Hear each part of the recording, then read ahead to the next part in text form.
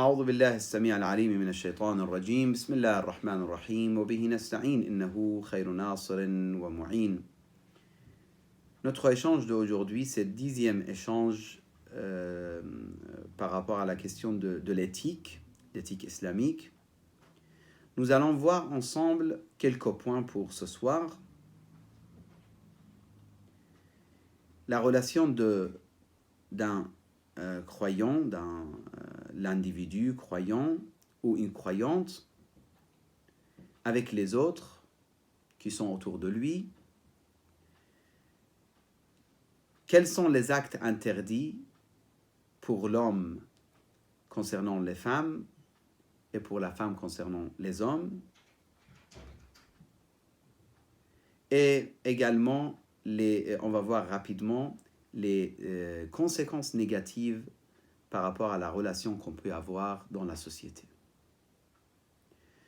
Premier point qu'on va voir rapidement ici, il dit l'homme, il doit définir et comprendre comment se comporter et quelles sont ses limites dans ce bas monde. Rapidement, si vous me permettez, je vous donne une introduction très rapide et je rentre dans le sujet directement. Aujourd'hui, j'ai lu l'article qui concerne des relations que ce soit pour les hommes ou femmes, open, ouvert. L'article, c'était sur une chaîne européenne, en tout cas site, désolé que j'ai dit chaîne, sur un site européen, et il traite la question de alaqat al-maftouha, la relation ouverte. Et il dit, ça fait quelques années en Amérique, il y a eu des personnes qui ont étudié cette question, que l'homme, il peut avoir, en étant marié, et la femme en étant mariée, est-ce qu'ils peuvent avoir d'autres relations et comment on concerne ces relations? Est-ce que c'est la trahison? Est-ce que ce n'est pas la trahison? Et il traite, et il commence même dans l'article, presque défendre certaines idées par rapport à ça.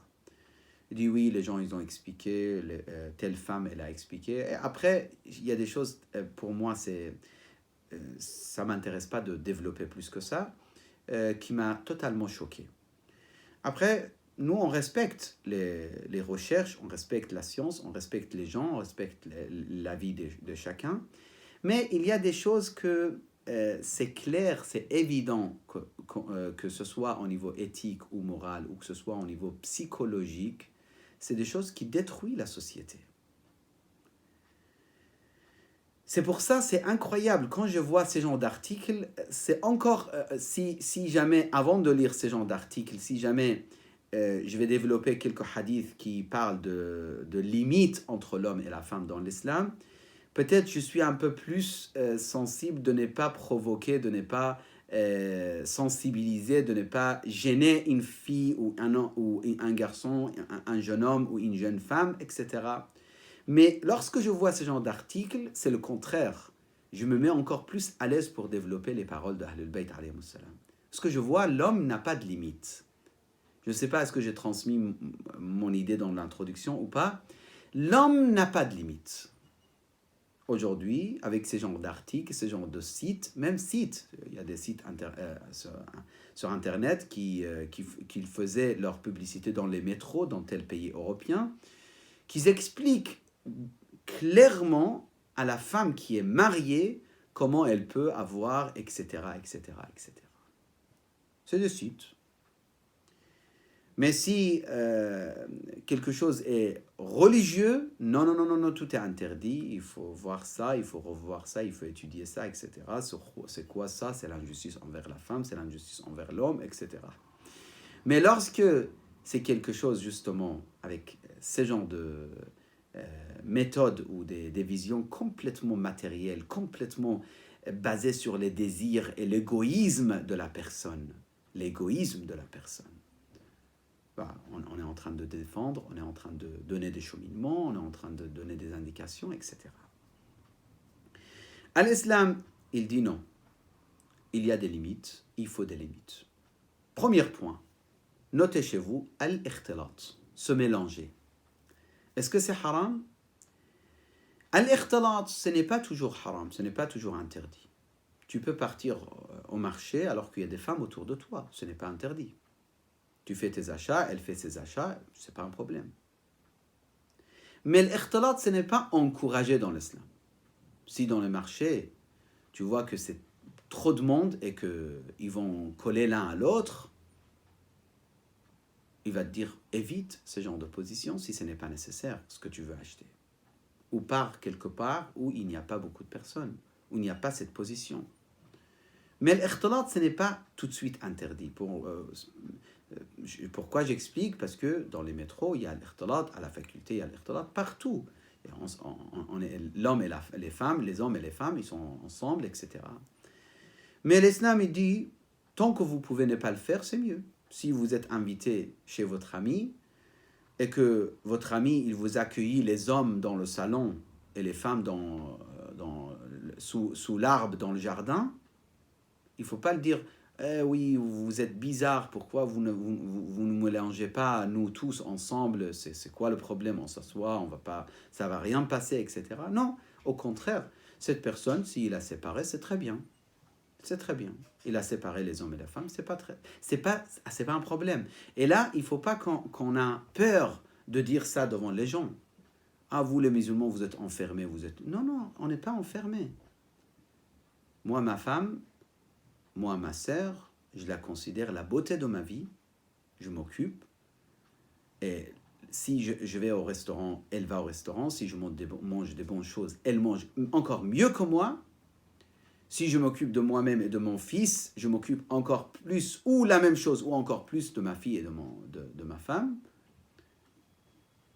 L'islam nous a jamais dit de manquer de respect à la femme ou aux sœurs ou à la femme en général. Mais le fait de séparer, c'est au contraire.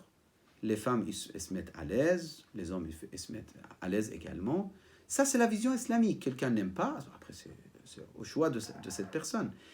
Bah oui, il y a des gens maintenant, ils disent que non, on aime rigoler ensemble. Il aime rigoler avec ta femme, c'est normal. Il y a des personnes, il y a des hommes qui apprécient justement les invitations lorsqu'il y a la possibilité pour lui de rigoler et de faire des blagues avec ton épouse. Pour lui, c'est fantastique ce moment. Il s'amuse quand il fait des blagues avec ta fille. Elle a 18 ans et alors, c'est pas grave. Lui, il a 40 ans, c'est pas grave. Parce qu'il s'intéresse à faire des blagues. Il va te dire non, mais j'ai aucune intention. Mais quand même, en même temps, j'ai toutes les intentions parce que voilà, regardez les articles, regardez les désirs, regardez l'harcèlement, regardez ce qui se passe dans la société. Donc, non, j'ai pas d'intention, mais en même temps, j'ai toutes les intentions. Et ils avancent avec cette méthode. Oui, l'islam, il te dit non, c'est pas la peine. Quand c'est pas nécessaire, c'est pas la peine. Ça, c'est l'ikhtilat. Mais ce n'est pas haram. Ce n'est pas haram. Ça peut arriver, ce n'est pas un problème. C'est haram lorsque les actes haram sont effectués.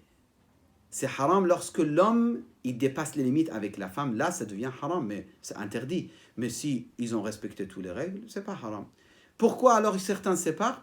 C'est leur choix. Et l'islam, il encourage. Ça, c'est l'ikhtilat. Attention, le terme ikhtilat, c'est-à-dire se mélanger. Alors qu'il y a deuxième terme, c'est al-khalwa. Al-khalwa, ça veut dire la solitude avec la fille.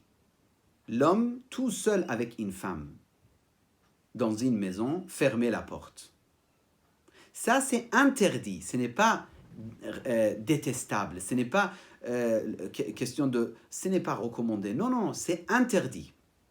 Si c'est une femme dans un bureau avec un homme et que la porte s'est fermée, et, d'une manière que personne ne peut rentrer, c'est interdit. Ça s'appelle khalwa.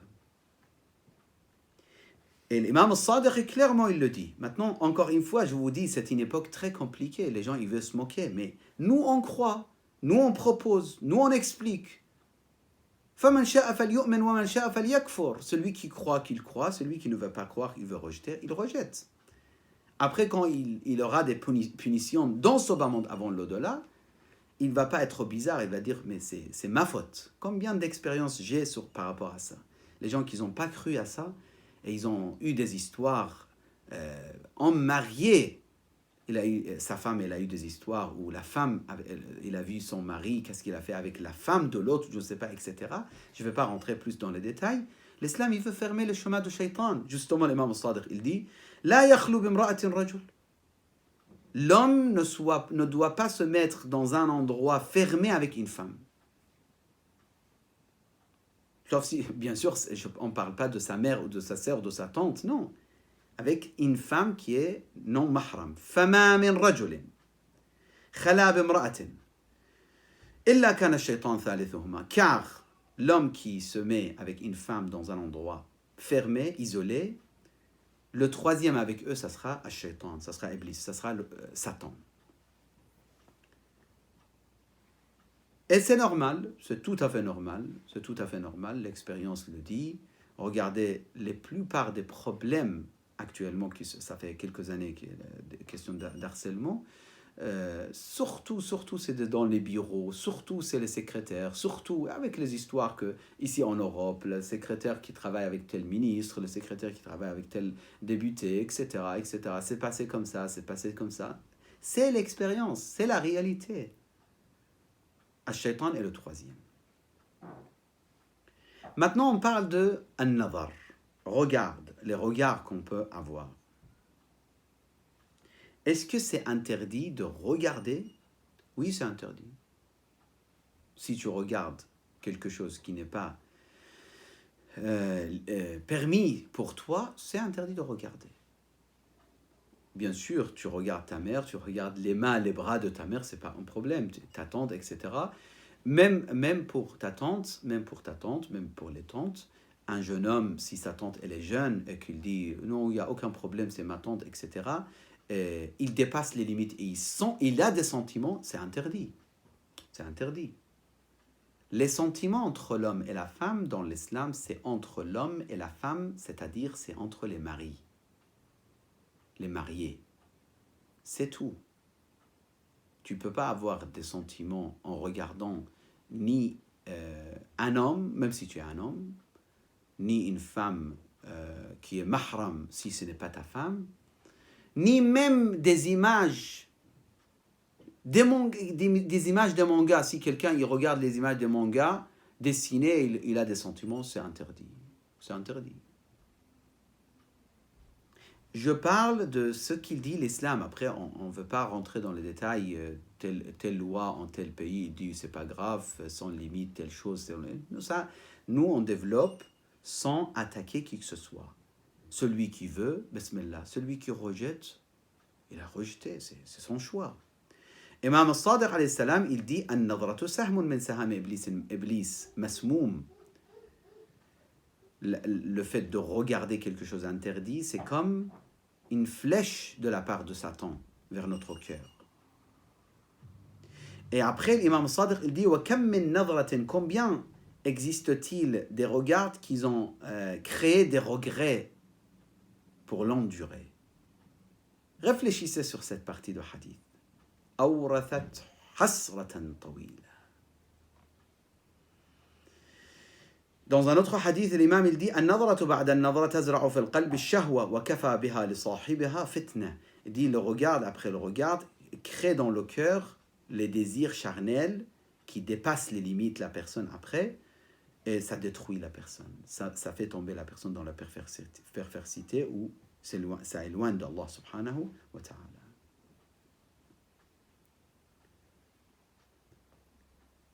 Al-lams, le fait de toucher. Donc, regarder, oui, des fois c'est haram.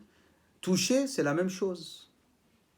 Serrer la main de ta mère, embrasser les mains de ta mère, il n'y a aucun problème. Ta sœur, serrer la main, il n'y a aucun problème. Serrer la main de ta tante, etc. Mais tu ne peux pas serrer la main de ta cousine. Oui, mes chers, mais ma cousine, elle a grandi avec moi. Et même si. L'islam, il te dit, tu peux pas.